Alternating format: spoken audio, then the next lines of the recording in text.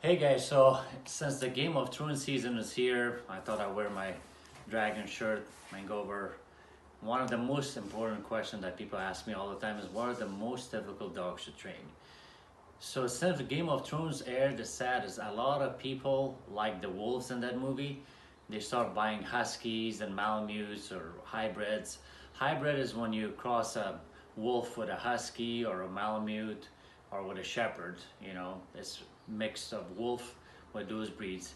Unfortunately, those dogs are beautiful, but they're the hardest to train, one of the hardest. So they shed a lot, they're always hot, they dig holes, they dump the water, they escape artists. They make lousy guard dogs, but they're beautiful. I love their look too. They pull, they're very, very hard pullers. So one of the things you get considers Huskies, Husky lookalikes, Malamutes, very hard to train. Next is pit. Pit bulls, pit mixes, shelters are full of pits. So whenever they say lab mix, chances are it's a pit mix. Look at Closey, it's a lab and pit bull mix. It's a pit and shepherd mix, So I've noticed if you mix all the dogs in the world, the end of time, it will be a mixture of 3 dogs. It will be a mixture of lab, pit, and shepherd. Almost the pound is full of this kind of dog. Akitas are hard to train. They're a little bit unpredictable.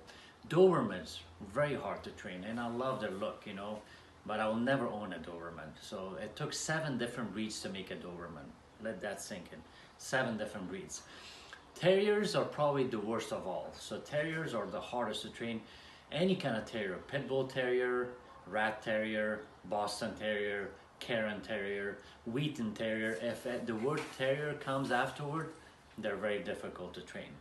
Next probably is hounds. Hounds, any dog that has that scent, hound, basset hound, beagles are hound. Once the nose goes on the ground, they don't always come to you. They're very stubborn. They wander off. Now some breeds that you wouldn't think they're very hard to train. One is, guys, German Shepherds, my favorite breed. I love the breed. As you can see, I even have a tattoo of a shepherd here. Can you zoom in? Yeah, you can see that? My favorite breed. That's all I ever owned, that's all I will ever own.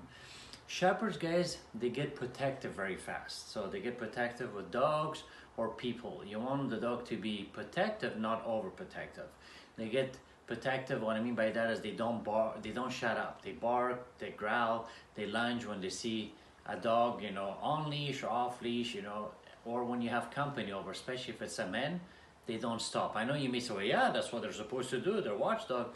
When they're, in your house and you see the person is not a threat, the dog should stop. And if you can't stop it, that's where it's a problem. You need help training. And I want, guys, labs. Labs are very nice. They're not aggressive. Very hard to train. They're very hyper. They're very easily distracted. They want to say hi to anybody, any dog, which makes them hard to train, because they're always constantly moving, happy, go lucky. Goldens are the same way. Goldens and labs are very similar.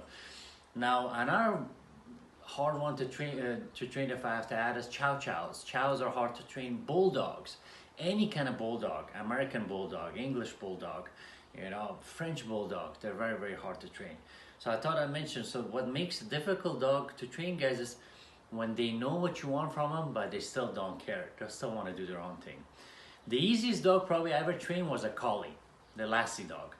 That dog was so easy to train, I could train that dog in my sleep. I even felt bad charging him. It's like, this dog is just too easy. All right, Dog Prodigy out.